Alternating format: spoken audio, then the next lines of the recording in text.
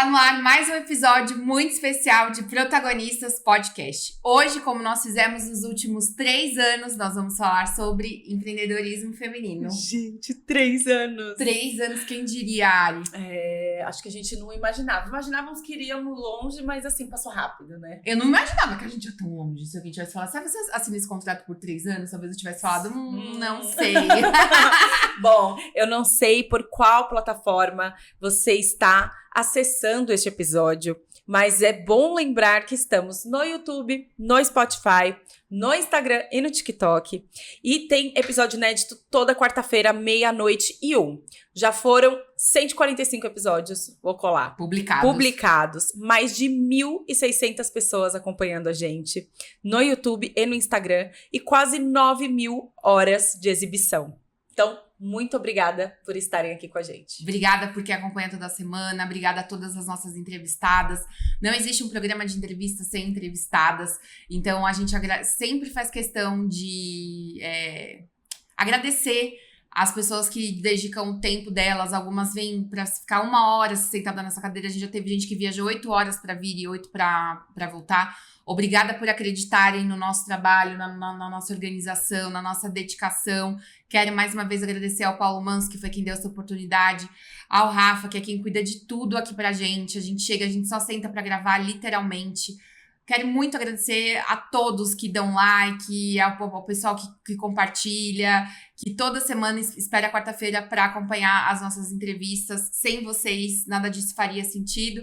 E quero agradecer a Ari, minha amiga, minha parceira, que quando eu convidei, topou, né? Às vezes vocês vão encontrar uns amigos doidos na vida que vão chamar vocês para fazer umas coisas diferentes. É importante que você aceite. Vai valer a pena, é importante que você aceite. Obrigada, Ari. Eu que agradeço. 3 anos e rumo aos 10 agora. Aos 5. Vamos devagar, né? Amiga, vamos trabalhar vamos com trabalhar 5, sabe? Vamos rumo aos 10.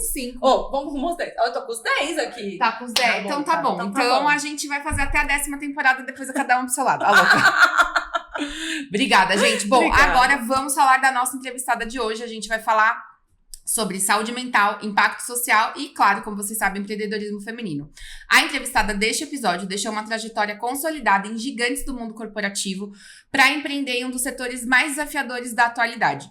Ela transformou a sua experiência executiva e acadêmica em um instituto focado em estratégia e inovação para a saúde mental. A nossa protagonista de hoje é Karin Scavacini! Bem-vinda! Obrigada pelo convite. Parabéns pelos 3 anos. Obrigada. Que importante, né? A gente ter esse espaço de mulheres falando do que estão fazendo e de tudo que tem sido inovado.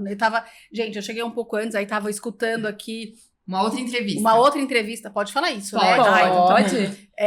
E, puxa, maravilhoso, né? A gente vê como cada mulher tá fazendo aí a diferença e fazendo a diferença para a vida de tantas, como eu imagino, como eu tenho certeza que vocês também estão fazendo. Então, parabéns. Obrigada. Esse é realmente o propósito do Protagonistas. A gente levar histórias de mulheres, engrandecer e dar visibilidade, né? É isso. Bom. E é engraçado que quando a gente começou, até tava falando disso mais cedo, viraram pra gente falar assim, mas vocês vão fechar só mulheres pra falar de negócios? Será que vai ter gente pra toda semana vir falar? E eu lembro que na época eu até me invoquei um pouco. Eu falei, mas claro que vai ter, né? Porque se você pega o Sebrae e ele fala que os MEIs, metade é homem e metade é mulher, você tá me sugerindo que se fosse homem teria, mulher não vai ter? Eu falei, outra, amor, eu sou jornalista, eu sempre fui excelente produtora. Se eu não achar 52 mulheres por ano pra falar do negócio delas, eu rasgo meu diploma e faço uma fogueira. Vai ter mulher pra falar toda semana assim. E já são 3 anos, sabe? Então, parabéns. Quando a gente iniciou, eu acho que o empreendedorismo, a gente começou em 2023, logo em seguida da pandemia. Era o primeiro ano que se começava, assim, a sombra, né, do Covid, todo mundo vacinado e tal. E aí eu acho que o empreendedorismo feminino ficou muito alto porque as mulheres tiveram que se virar. Né? Então se falava muito do assunto. Hoje eu já percebo um movimento social, tipo, você é escrava do sistema, fica em casa, cuida dos seus filhos, deixa o seu marido te sustentar e tal. Então, hoje eu percebo que a gente começou indo numa onda e agora a gente tá indo na contramão do que as pessoas mas têm isso é sugerido. influencer que não sabe o que está falando. E Mas que tem- muitas vezes acaba também trazendo uma situação de classe que é muito diferente. Verdade. Total. Então tem um cuidado que acontece por trás invisível que não tá aparecendo no vídeo daquela mulher que tá lá no dia a dia. Isso acho que é bem delicado. Pô, o negócio de Bom, rede tudo social, bem, né? ela vai falar um pouquinho. Vou ela parar tem por aqui. ela tem um pouquinho Só de um experiência, só um pouquinho. Cara, antes da gente falar da sua atuação e do seu negócio, a gente sempre bate muito na tecla da formação. Que hoje em dia tem muita gente que fala assim, não precisa estudar, conheço tanta gente que estudou, não trabalha na área, eu vou empreender, vou ser influencer, vou jogar no jogo do tigrinho e ficar milionário. Só que a gente acredita muito na educação. Então a gente sempre faz essa pergunta. Quem era a Karen que escolheu a psicologia? Nossa, então, aí é interessante o meu caminho para psicologia, porque na verdade eu comecei fazendo técnico em eletrônica. Nossa, nada a ver. Pois é, ninguém acredita. Porque eu queria aprender a mexer naquelas mesas de som, ter estúdio de som, de gravação, que há muitos anos atrás. Musicista? Muitos anos atrás, enfim, isso não existia no Brasil, então não tinha um curso no Brasil que tratasse disso. Eu fui fazer técnico em eletrônica e eu percebi o seguinte, que o que eu queria saber era como a música influenciava o ser humano na sua emoção. E não como a gente gravava música e fazia um disco na época, né? Um CD, ou seja o que for. E aí fui fazer musicoterapia, que também na época só tinha uma faculdade em São Paulo. E essa faculdade, no meio do curso, ela fechou. O dono, enfim, não sei exatamente o que aconteceu, ele fechou a faculdade. E a turma que eu tinha cursado metade do curso, a gente conseguiu passar para o curso de psicologia. Então, não cheguei a escolher a psicologia em si, mas aí quando eu fui fazer a psicologia, eu falei, poxa, é isso. E finalizei o curso, né, da psicologia na área de RH. E, gente, tem uma coisa que eu tenho certeza que a gente não tem a menor ideia do que vai acontecer no nosso futuro. Porque quando eu fazia psicologia, eu tinha certeza que eu só ia trabalhar em RH, ia ser a minha carreira, não queria saber da área clínica. Comecei a trabalhar em RH numa multinacional, estagiando. E aí chegou uma hora e eu falei, não é isso que eu quero. Não tô feliz aqui. E fui para a área clínica. Fui para a área hospitalar e clínica. E trabalhei bons anos, uns 10 anos na área clínica e hospitalar, antes de fazer os outros cursos aí que me trouxeram onde eu tô hoje. Caraca, que história legal. E aí você, agora conta como foi a transição e a decisão de empreender. Bom, Depois desse período, né, que você então trabalhou por quantos anos foi assim que você trabalhou? eu trabalhei uns 10 anos antes de... Porque, vamos lá, É. eu acho que o psicólogo também, ele é um profissional autônomo que ele precisa entender um pouco de empreendedorismo. E a gente não aprende isso na faculdade. Né? Desde como você... Na época, você não tinha um atendimento online, porque eu sou formada há 26 anos, então você tinha que ter a clínica, fazer toda a publicidade, divulgação, e isso também é muito difícil para um profissional autônomo. Né? Só que daí eu tive... Enfim, eu já estava casada na época, depois de anos, né, 10 anos, e meu marido teve a oportunidade de morar fora por um contrato, quando eu logo descobri que estava grávida. Aí eu falei, bom, vamos fazer como, né? Porque eu não quero ter o nenê lá fora, eu quero ter o nenê aqui.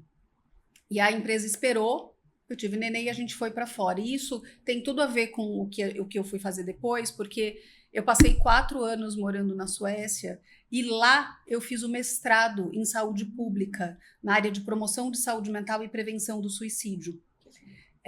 E que durante esse curso que eu imaginei que se eu voltasse para o Brasil eu abriria um instituto. E então esse instituto ele começou a ser formado lá. Porque o instituto não era só para atender pessoas, não era só a área clínica, era também sobre ter profissionais preparados.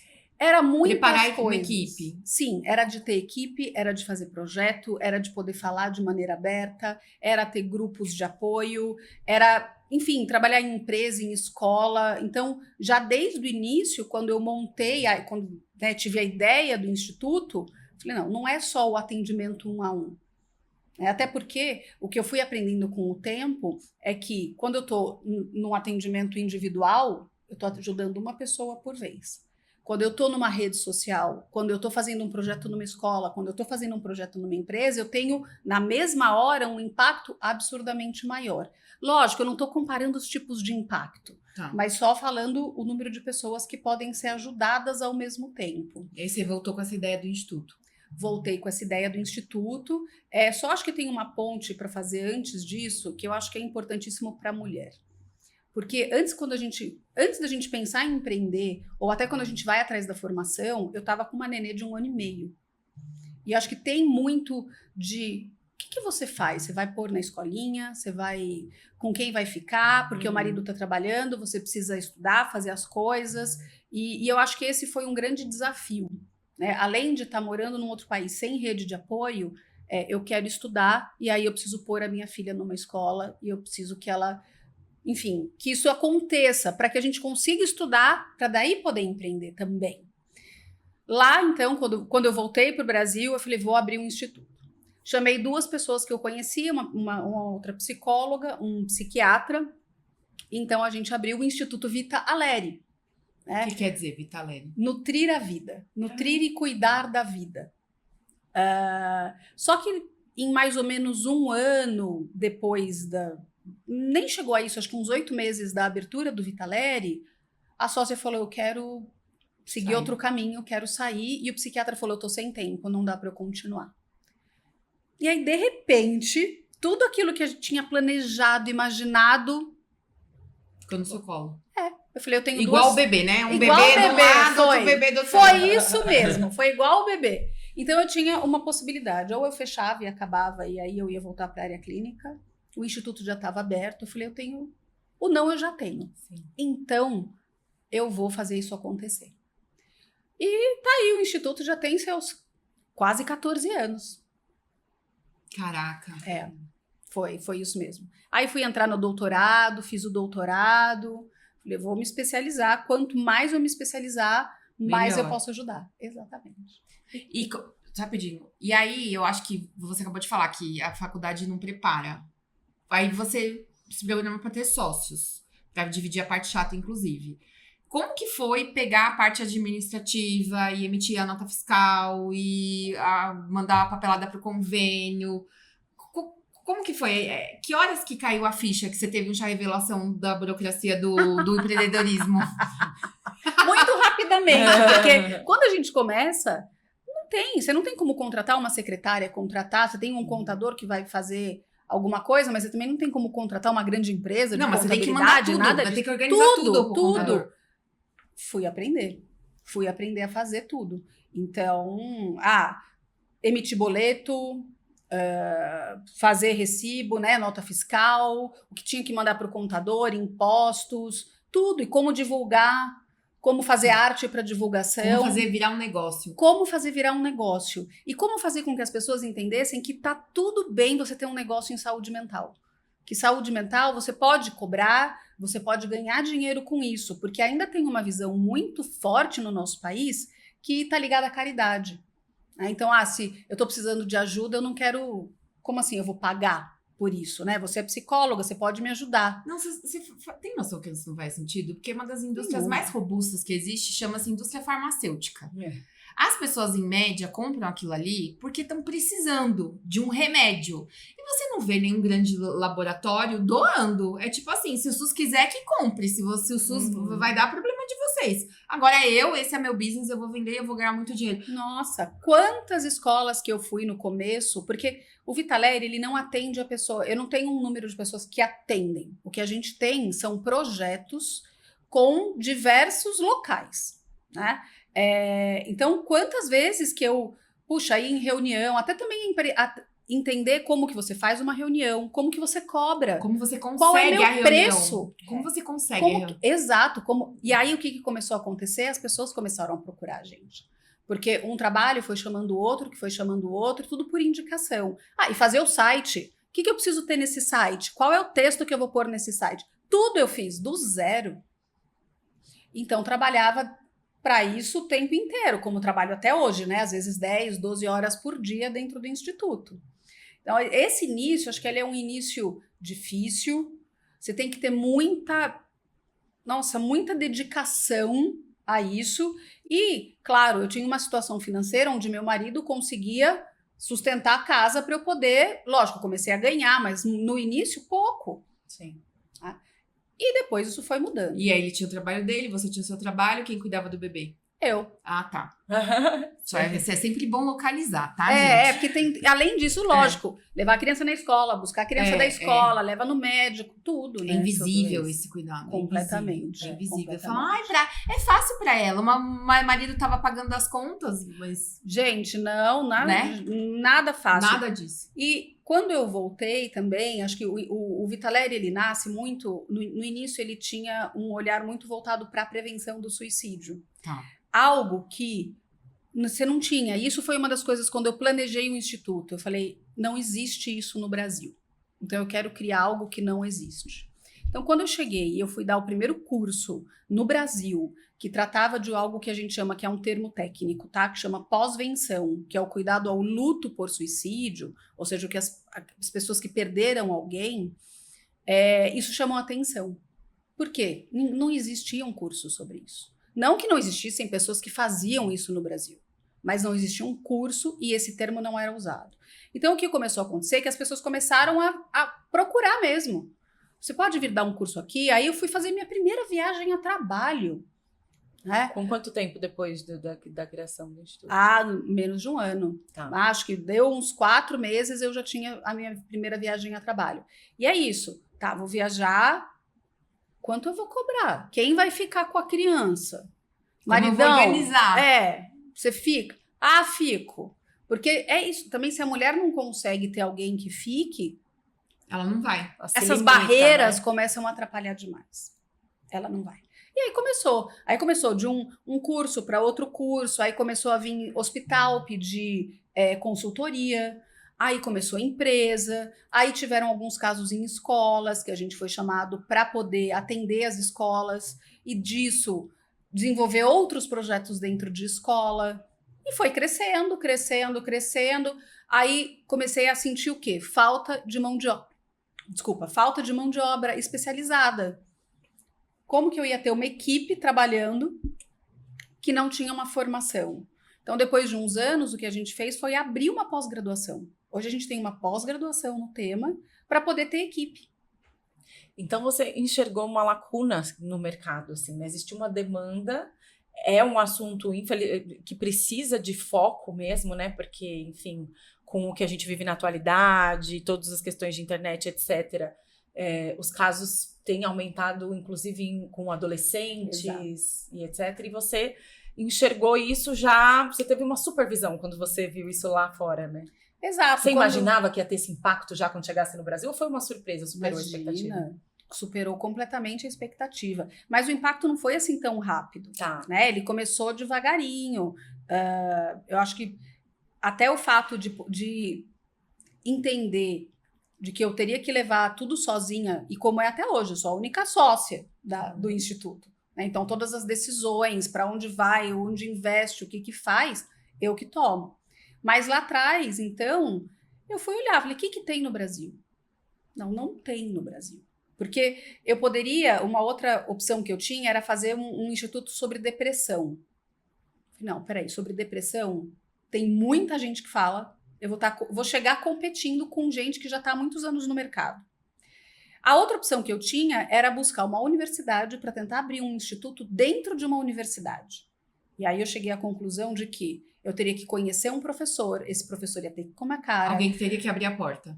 E alguém que deixasse que o meu nome também aparecesse. Porque se eu pego o que acontece hoje muito nas universidades, o professor ele vai, então tá bom, quem vai liderar é ele e ponto. Você vai ficar como uma assistente. Falei, também isso eu não quero. E eu quero ter a liberdade de poder fazer o tipo de trabalho que eu acho necessário. E aí, então, por isso que hoje chama-se instituto, mas é uma empresa. Entendi. Ainda bem, vocês não sabem, hoje a gente tá gravando 4 episódios, né? E ainda bem que é o último do dia, porque... já vou falar, pra você saber onde você tá se metendo. Eu tive 2 episódios de depressão e eu não cheguei a tentar, mas eu cheguei muito perto de planejar. E as pessoas são muito... Elas não têm informação nenhuma. Tipo assim, a minha família convivia da primeira vez, a minha família convivia comigo. Eu já tinha, vou contar o episódio, eu tava num trabalho que eu não gostava. Eu trabalhava desde os 16 anos, eu tava com 25 anos. Tinha me formado, eu tava numa das maiores empresas do segmento que eu trabalhava. Uma multinacional, teoricamente tudo certo. Só que eu não performava bem. E aí eu comecei a sofrer um assédio, um bullying dentro da empresa, que começou a ter um peso maior ainda. E eu fui ficando triste.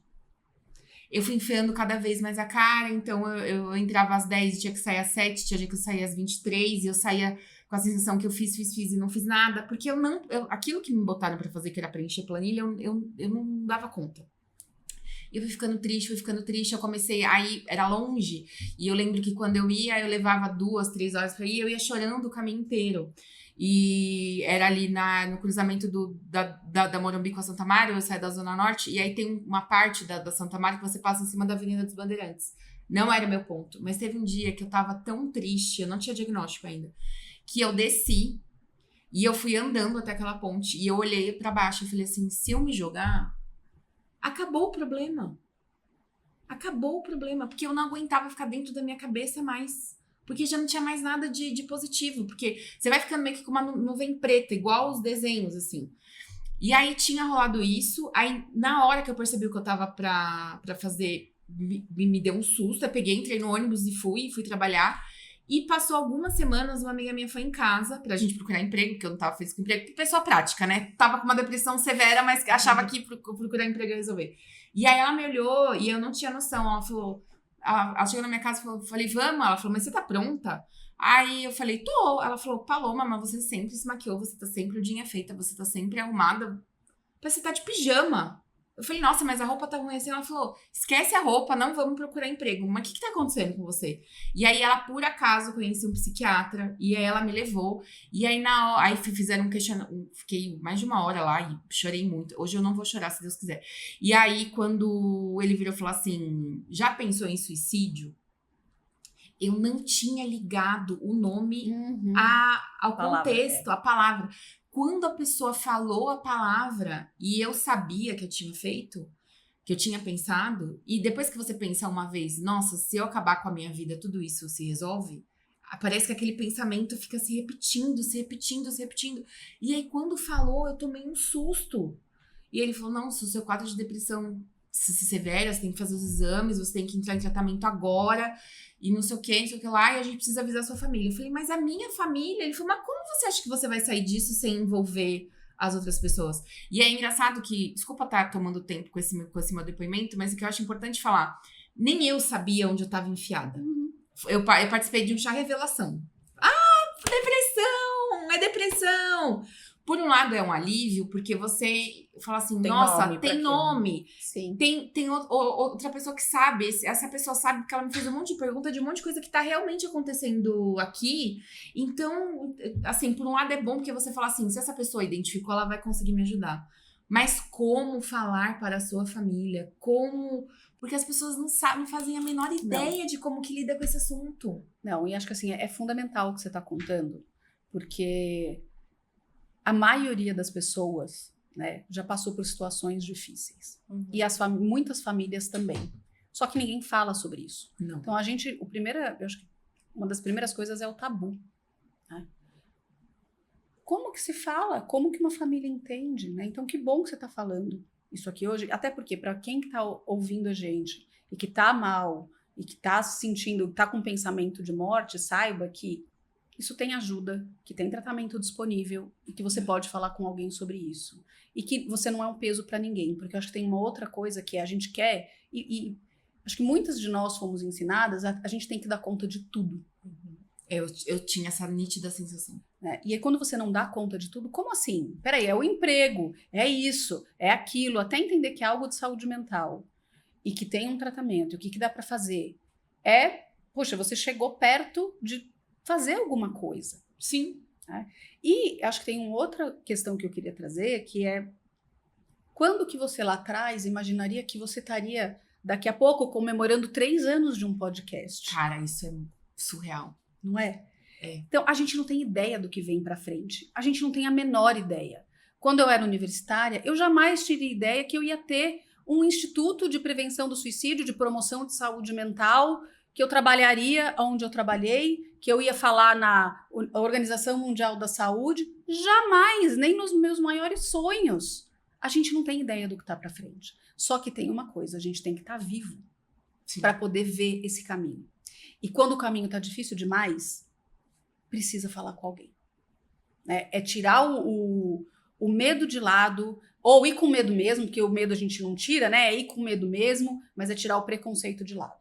Porque o preconceito... E eu não tô falando que você tinha preconceito, não é isso. Mas é muito difícil, porque as pessoas ao redor têm... A hora que eu entendi que eu estava doente, foi... Não vou falar... Não chega a ser um alívio você descobrir que você tá doente. Mas é que eu percebia que eu não estava funcionando bem, eu achava que era alguma coisa que eu achava que era minha culpa. Você deu nome, né? Quando viraram e falaram assim, não, mas é um desequilíbrio químico, né? Porque você fala assim, como que eu deixei a situação chegar nesse ponto? Hoje eu olho pra trás e penso assim, era só um emprego. Tipo, eu já tinha tido outros empregos. Por que eu não simplesmente saí? Eu morava com a minha mãe ainda. Por que eu simplesmente não tomei uma atitude? Porque eu já tava quimicamente, acho que você consegue falar até melhor, é um desequilíbrio químico no cérebro. Então é por isso que você precisa de remédio, por isso que o remédio ajuda, né? E aí, mais ou menos assim, se você tá com um problema de colesterol, você não vira e fala assim, não, eu vou vencer o colesterol só com a dieta. As pessoas te dão a civastatina e você fala, beleza, eu tô... E tudo bem, né? E tá tudo bem, e é a mesma coisa. Só que existe ainda, eu acho que a pandemia ajudou a melhorar muito isso, mas as pessoas têm preconceito. Imagina, 25 anos, acabou de se formar numa multinacional, tá aí mimimi, quê? Que mimimi, nem tem filho pra criar. E, isso aí é falta de um tanque de roupa pra lavar. E eu comecei a ver que eu tava melhor quando vinha essas coisas, e eu mandava pessoas... E aí é complicado, porque ninguém vira pra uma pessoa que sofreu um acidente, ela tá com a perna engessada e fala, levanta-te e anda. Pois é. Por que a pessoa que tá sofrendo com uma doença de saúde mental, ela tem que dar um jeito dela? Isso é tão injusto. Eu acho que tem uma questão. A saúde mental, você não tem um raio-x ou um exame de sangue que te prove. Não é visível. Não é visível dessa forma. Então, para algumas pessoas, é como se isso não existisse, porque você não tem como provar. O diagnóstico, ele é um diagnóstico que também ele vai levar muitas coisas em consideração. Não é uma coisa A mais B e pronto. E o que traz a depressão também são muitas causas, que até hoje a gente não conhece todas. Sim. Tem a questão genética, tem a questão de situações da vida da pessoa. Ela pode ou não estar passando por uma situação difícil e a depressão vir, ou seja, a depressão pode chegar sem que nada tivesse acontecido antes, né? E ela não vai embora sozinha. Não é igual uma tristeza, porque a tristeza a gente geralmente sabe de onde vem ou consegue identificar e ela vai embora e a gente pode aprender com a tristeza. A depressão não, ela vem e ela tira a vitalidade. Tira toda a sua energia. Exatamente. Então, obrigada por contar um pouco da sua história, porque eu acho que para quem está ouvindo também é tão importante. Eu, quando estava na faculdade, quando eu entrei num estágio numa multinacional, né? No meu primeiro dia, eu tive uma crise de pânico no refeitório. Eu achei que eu estava morrendo. Falei, tô morrendo, tô tendo um infarto. Tinha 20 anos de idade. E aí, logo depois outra. Eu tive cheguei a ter umas 25 crises por dia. Por dia? Por dia. Nossa. E fui no psiquiatra. E foi muito interessante perceber o meu preconceito como estudante da área da saúde mental, estando na frente do psiquiatra. Porque eu falei, como eu, que você é uma psicóloga, vou ter que tomar remédio? Gente, não tem lógica isso. Porque qual é o problema de você ser um profissional da saúde mental, um estudante, e precisar de tratamento? Né? E aí eu também tive que lidar com o meu preconceito, que eu nem tinha entendido que eu tinha até então, e fazer o meu tratamento. Tomei remédio, rapidamente fiquei bem, porque tem uma diferença entre tratamento de ansiedade e depressão, o tempo né, para ele fazer o efeito. Tomei o remédio por um tempo e depois parei. Então, eu acho que assim, tem tanta gente com história, tem tanta gente que passa por situações, só que ninguém quer falar sobre isso, né? E aí, por isso que também... Estamos aqui hoje. Estamos aqui hoje. Exato. Bom, vamos fazer o nosso break, então. Se você está aqui assistindo o nosso episódio, se estiver no YouTube, se inscreve no nosso canal. Se estiver no Spotify, segue a gente. Isso é muito importante para o crescimento do nosso projeto. A gente quer continuar contando histórias de mulheres incríveis, ajudando também com informação. Olha que informação valiosa aqui hoje, né? A gente ainda vai chegar na parte do falar para vocês compartilharem, mas assim, é muito rico de diversas formas, porque a gente fala de negócios e a gente fala de diversos temas super relevantes. Então, é simples, é só apertar um botãozinho, mas ajuda muito a gente. O seu dedo não vai cair, só não vai lascar, eu juro. Boa, vamos lá. Você já foi? Você. Você falou de coordenar uma pós-graduação. Aí veio o Instituto e hoje você tá coordenando uma pós-graduação de falar de prevenção do suicídio e de outro tema muito que eu desconhecia, que é a autolesão. Como que tá formando esses profissionais? O que você... Esse preconceito que você acabou de citar, ele já diminuiu? Quem que tá lá com você? Como é saber que você tá multiplicando esse conhecimento? Bom, hoje a gente está na 6ª turma já da pós-graduação, então a gente já tem em torno de mais de 200 alunos formados. Eu acho que quando a gente multiplica o conhecimento, ajuda todo mundo. Né? Para quem está oferecendo conhecimento, e também a gente buscou os profissionais mais gabaritados da área do Brasil para poder dar aula e do exterior, então é uma pós que tem professores nacionais e internacionais. Aí, para a pós, eu tenho uma sócia. No caso da pós, que é a Daniela, e aí ela mora no Espírito Santo, e a gente juntas coordena, ela também trabalha nessa área há muitos anos.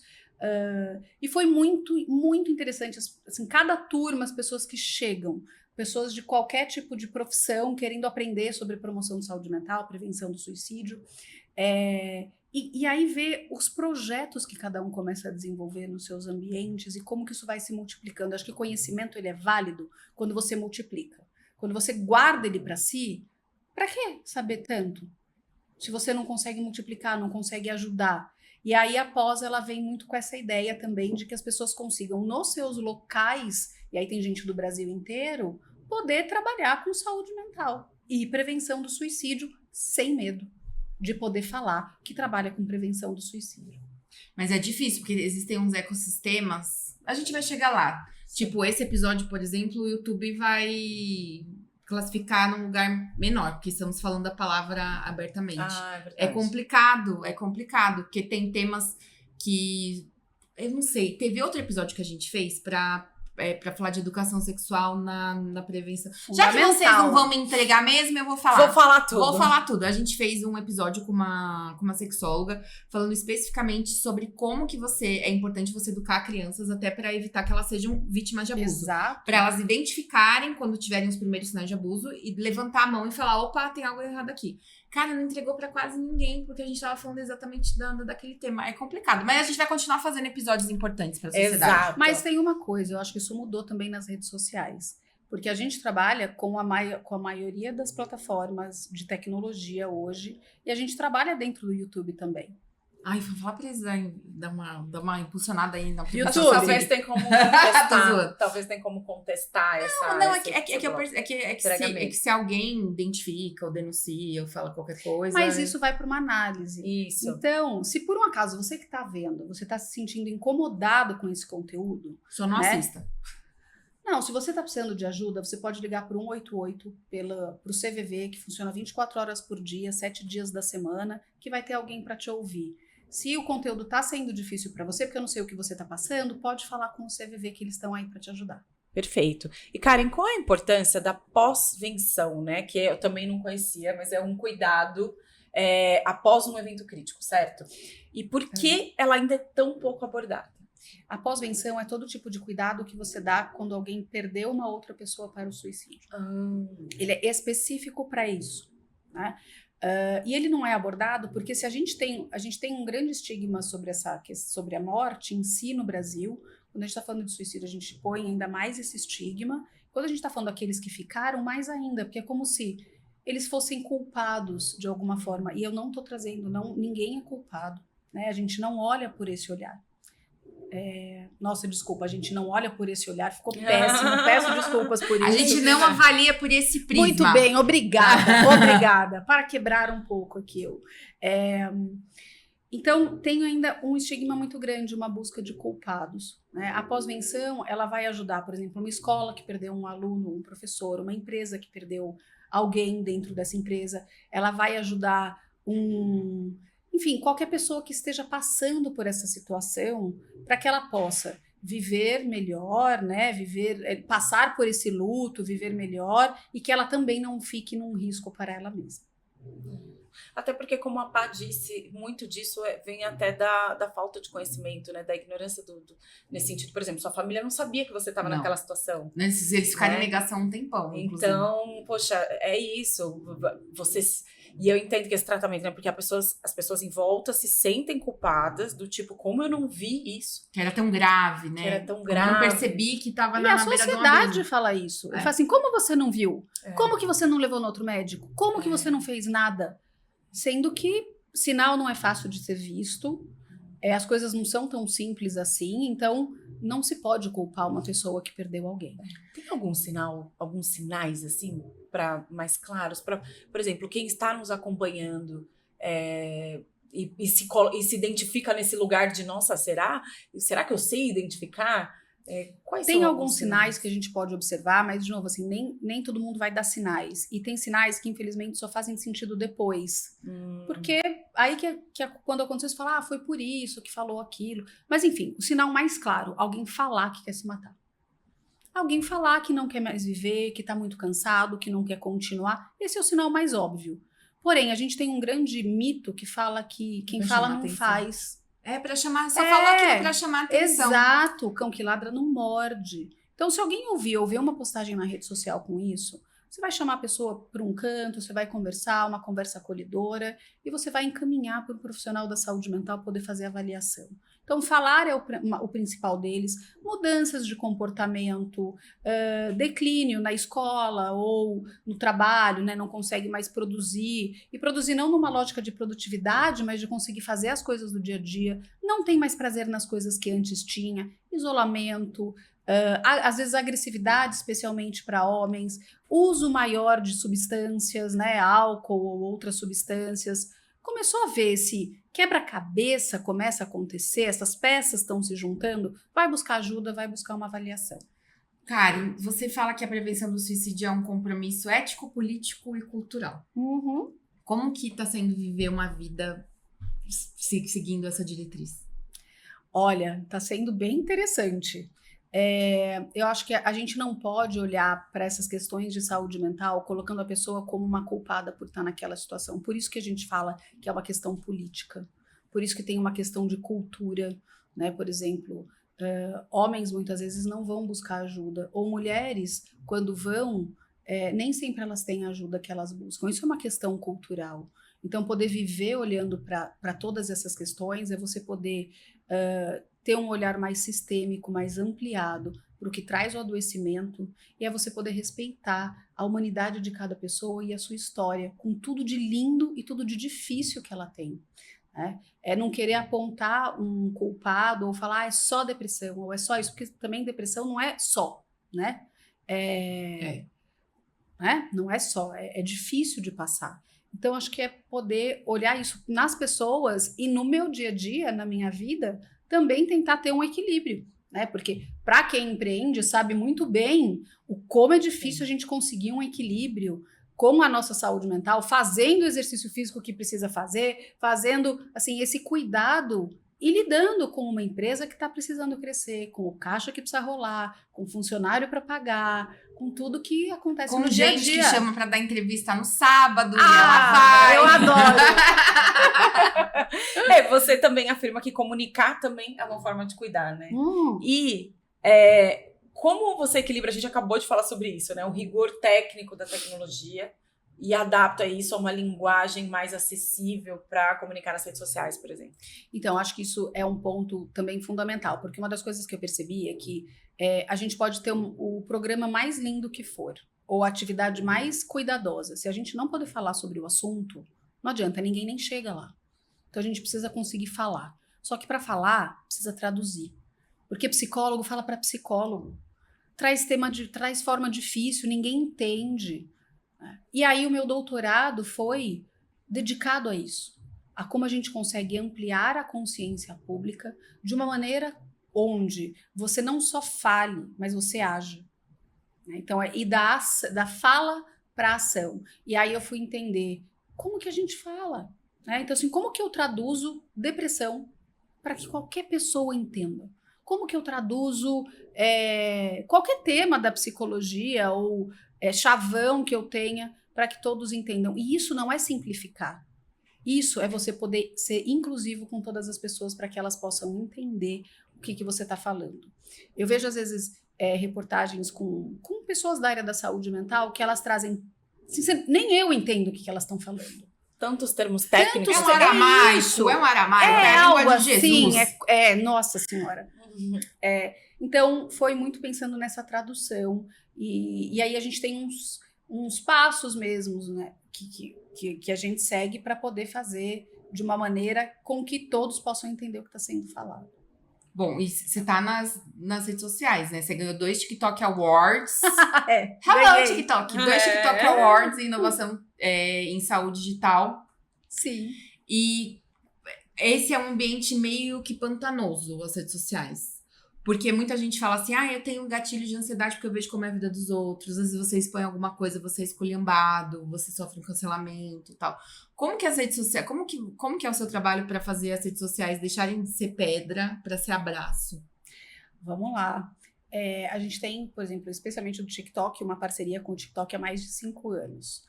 Onde a gente não só... Você chegou no TikTok, era tudo mato. Tudo mato. Eu acho que eu sou a parceira mais antiga do TikTok. Tudo mato. Então, a gente tem uma parceria longa com relação às questões de saúde mental. Então, desde campanhas que a gente fez lá dentro. Teve uma que a gente fez que era a música Salva, que foi com Emicida, que foi fantástica, assim, vários cantores participando. E várias outras campanhas também, pensando como que essa comunicação pode ser mais qualificada. Ou seja, como que a gente qualifica a comunicação em saúde mental. Que é isso, se tira da pedra para o abraço. Como que eu trago um tema que é difícil e a pessoa se sente acolhida, ouvida, e eu não trago gatilho para essa pessoa. O que é um gatilho? É quando você vê um vídeo e você fica mal depois de ver. Aquela te traz uma sensação ruim, te traz memória ruim, isso é um gatilho. E como que a gente faz para que os influenciadores, os criadores de conteúdo, possam fazer conteúdos mais seguros? Então, muito do trabalho nosso não é só na forma como a gente comunica, é como a gente ensina como outros criadores de conteúdo podem comunicar tudo isso. Maravilhoso. Maravilhoso. E hoje vocês estão, então, Instagram, TikTok, YouTube, é isso? Hoje a gente está, exatamente. Você é parceira da Meta? Faz parte do conselho da Meta? Faço parte do conselho da Meta, de segurança da Meta, na área de saúde mental e autolesão e suicídio.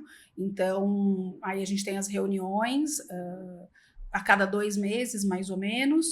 E é isso, aí a gente vai agora, parcerias acontecendo também com empresas de inteligência artificial, também pensando em toda essa parte de saúde mental dentro da inteligência artificial. Gente, vocês têm noção do poder da Dona Karen? Que é assim, ó, prestígio, né? Prestígio. Pensem em casas reais do Game of Thrones. Ela tem parceria com o YouTube /Google. Ela tem parceria com a Meta /Facebook, Instagram, WhatsApp. E ela tem parceria com o TikTok. Eles brigam o tempo inteiro. E a Karen tá lá dando opinião e deixando o ambiente mais seguro para todos nós, onde quer que a gente vá. Exatamente, porque eu acho que a gente precisa estar nesses espaços. Eu converso com profissionais da saúde que falam que a gente tem que acabar com a rede social. A gente não vai acabar com a rede social. Não existe. A gente precisa ocupar esses espaços com comunicação segura e correta, e fazer e assim, levar o nosso conhecimento para que eles possam também fazer coisas mais saudáveis. Eu não estou falando que tudo lá é saudável, gente, não é isso. Mas os espaços precisam ser ocupados. E também é muito fácil, é muito cômodo falar e tá tudo errado, né? Vai lá e ajuda a reformar, então. Exato. Então, a gente até fez, eu vou falar muito rapidamente, um centro de inovação e pesquisa em saúde mental, tecnologia e suicidologia, que tem o apoio do TikTok, onde a gente faz pesquisa científica hoje. Para a partir entender de quais dados? com dados que a gente pega da plataforma, com dados que a gente pega de, enfim, vídeos, com conversa com outros especialistas, com questionários que a gente coloca para o público, para poder entender como que a gente melhora, porque não é só olhar o risco, não é só identificar o risco, embora a gente saiba que existem os riscos, e é importante a gente saber quais são, mas o que a gente faz com tudo isso? Como que a gente muda essa história? E o Vitaleri está aí para isso, para poder fazer a diferença, trazendo informação, sendo propositivo, pensando em diversas formas de trazer um tema que é muito espinhudo, que ele seja bem mais fácil de ser digerido e que a gente possa, pouco a pouco, mudar como as pessoas agem com relação à sua saúde mental como um todo. E aí essa é a sua função nesse processo, além do estudo, de fazer de transformar esse conteúdo em algo leve. Sim, com certeza, com certeza. Essa sua habilidade de comunicação você adquiriu que horas? Tentando. Não, porque para uma psicóloga é uma grande comunicadora, né? Olha, a primeira campanha que eu fui chamada pelo Instagram, então eu recebi um telefonema, o pessoal falando, você trabalha com esse tema, você quer falar sobre isso? Vamos fazer uma campanha. E a gente fez a primeira campanha sobre prevenção para jovens no Instagram, a primeira que teve.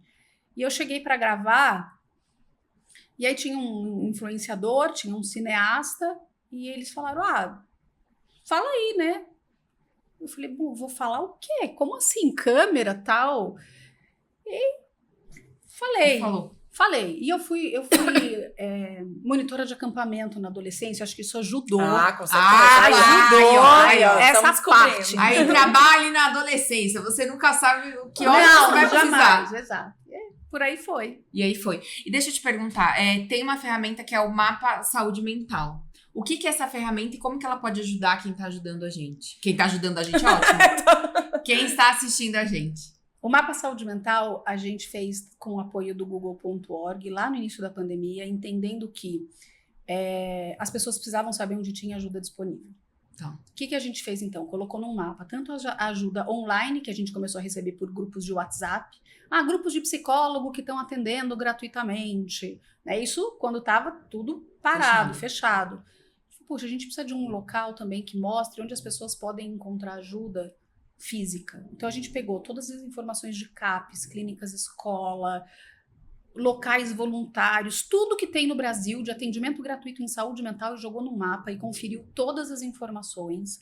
E hoje a pessoa pode, através da geolocalização dela, do CEP dela, achar aonde tem ajuda disponível. Porque assim, gente, fala assim, você tá mal? Busque ajuda. Cara, busca ajuda onde? Busca ajuda para quem? E se eu não tenho grana para pagar? O mapa vem para ajudar isso. E a gente teve já mais de 2,5 milhões de acessos nesse tempo. E é para fazer a diferença. Assim, a gente não ganha nada com isso. Isso daí é puro, porque eu acho que tem uma coisa também no Instituto que desde o início eu fiz, é a parte de responsabilidade social. Tem gente que não vai ter acesso. Como que a gente facilita? O mapa veio para poder mostrar para as pessoas que sim, tem ajuda disponível e aonde que ela está. E vocês seguem alimentando? Direto. A gente segue alimentando direto com parcerias. A gente está agora em conversa com o Ministério da Saúde para conseguir as informações mais atualizadas dos serviços de atendimento gratuitos e para alimentar o mapa. Se você souber de algum local que atende gratuitamente, manda lá para o mapa que a gente inclui.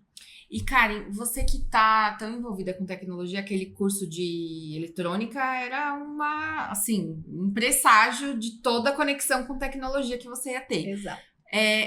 Para onde você acha que a gente está caminhando? A gente vê, eu acho que o preconceito em relação a questões de saúde mental, por conta da pandemia, caiu um pouco, porque todo mundo ficou um pouquinho ansioso ou depressivo, né? Todo mundo sentiu, né? sentiu na pele.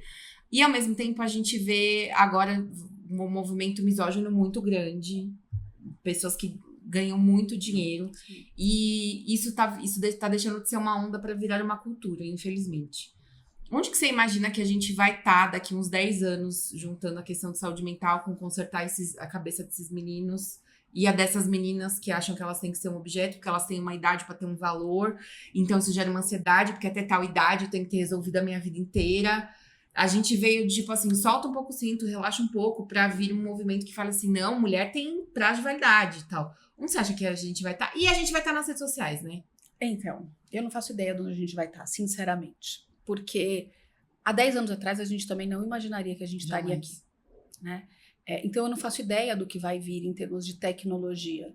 Me assusta um pouco o que tem acontecido. Eu acho que a própria IA generativa, ela tem muita coisa positiva, acho que a gente deve usar né, para tantas coisas para ajudar no nosso dia a dia, no nosso trabalho. Agora, o que eu tenho me preocupado é as pessoas estão se vinculando com a tecnologia. Então, ao invés de eu usar o ChatGPT é meu amigo, meu namorado, meu terapeuta. E isso eu acho que o que mais me preocupa é a humanização no período da IA.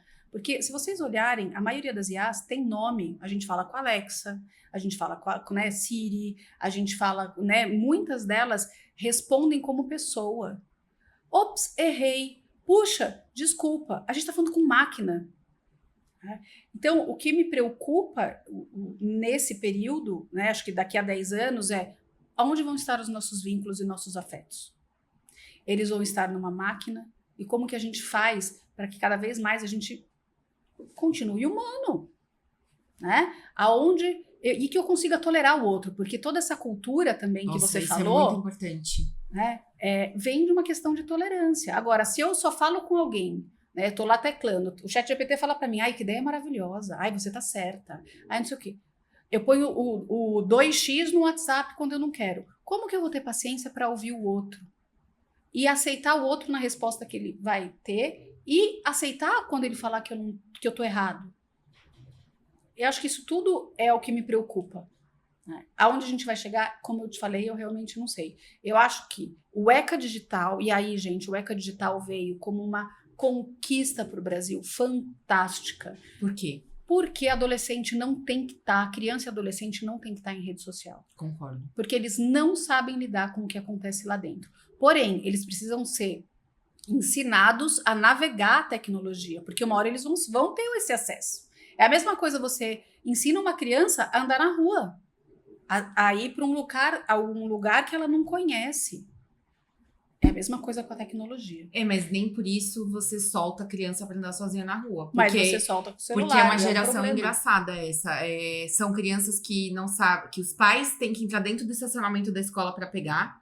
Tem um bedel que confere se o adulto é o adulto daquela criança. Não sabe atravessar a rua para ir no carro do pai, porque alguém pode roubar, porque não é seguro, porque alguém pode atropelar. Porque, nossa, meu filho tem 11 anos, mas ele não sabe atravessar a rua. Cara, eu com 11 anos andando sozinha, ônibus. 8 quarteirões até a escola e voltava de ônibus. Mas é uma geração que tem acesso ao mundo inteiro no celular. Eu falo, como que não pode atravessar a rua, mas pode estar vendo vídeo, sei lá, da onde, de que pessoas, quem são os criadores que ele acompanha. Eu acho muito surreal, assim, porque os pais pensam, tá aqui no quarto. Mas tá no quarto fazendo o quê? Pois é. Por isso que a gente precisa de educação midiática. Muita. A gente precisa de muita educação midiática para poder ensinar esses jovens e os pais também, e todos que usam a internet, como você navega de uma maneira segura. Gente, ainda bem que eu não tenho filho. Esse B.O. não é meu, eu vou ficar aqui dando Mas pitaco. só, pra gente acabar, não sei se tá acabando, né? Imagino que sim, mas pra gente ir pro alto astral, eu acho que também a gente tem muita possibilidade dentro da área da tecnologia que eu tenho visto. Muita coisa legal acontecendo. Por exemplo, avaliação de risco que acontece dentro das redes para ver se alguém está em risco de morte. E você consegue mandar a polícia na casa dessa pessoa, dependendo da situação. Ou você aciona os serviços, né, de primeiros socorros. Você consegue hoje trabalhar questões ligadas ao TDAH, que é o transtorno do déficit de atenção e hiperatividade. Você tem apps específicos para pessoas com autismo. Você tem muita coisa acontecendo dentro da tecnologia para ajudar a questão de saúde mental, que eu acho que também vale a gente dizer que a galera tá pesquisando e tá fazendo coisa legal para a comunidade no geral. Vai, ciência! Isso aí! É isso aí! Bom, você tem uma pergunta que é a sua cara aqui, ó. A minha pergunta pra gente fechar no alto astral. Dá pra ganhar dinheiro e viver confortavelmente ajudando a salvar a vida das pessoas? Dá sim. Com certeza. Então vocês aí que estão vendendo bolo, que estão vendendo luxo, vocês não tenham vergonha de ganhar dinheiro. Não tenham, porque, gente, a gente camela muito pra chegar onde chegou. Investe muito. Muito estudo. Muito estudo. E hoje eu sei que eu tenho uma responsabilidade atrás de mim, ela tem um preço. Se alguém vai vir me contratar, ela quer a minha expertise e ela quer a minha responsabilidade no que eu estou entregando. Então, isso custa. E acho que a gente tem que se dar o valor, porque ninguém vai dar o valor pra gente. Perfeito. Isso aí. Karen, pra finalizar, vou pedir pra você deixar um recado pras nossas protagonistas na sua câmera, que é aquela ali. Bom, não tenha medo de trabalhar na área de saúde mental, na área que você quiser, né? Invista, vá, faça. E se você tá querendo desistir, saiba que você não tem ideia do que vai acontecer no futuro.